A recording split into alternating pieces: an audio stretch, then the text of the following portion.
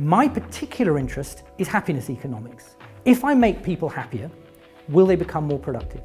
And if that's true, we can kill two birds with one stone. We can boost productivity, which in turn boosts profitability, but at the same time we can make people's working life much more enjoyable. We brought people into a laboratory. We made some of them happier using standard psychological techniques. In other words, showing them a comedy clip or using positive motivational techniques, statements, treats, giving them a glass of water, anything you can think of that is relatively cheap and non-invasive and that gets people a little happier. And then at the same time, in a different situation, we had a control group that we didn't make any happier. We didn't give these benefits to. We made them watch a boring video instead of a comedy clip, for example.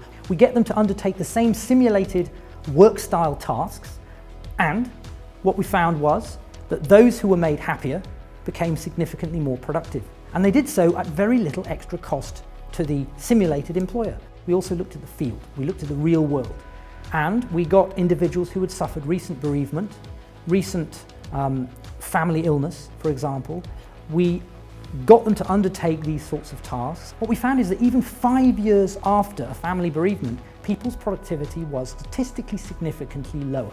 And those shocks permeate through our working life, not just through our personal life. So if you've experienced a shock, it will affect your working environment. Firms can try and do something about this, try and mitigate that.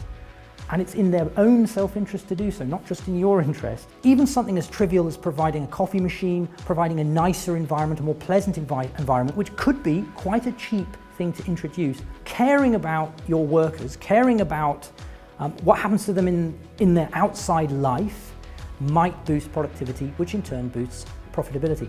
Being a nice manager, being a nice employer is great for your workforce. It might also be great for you.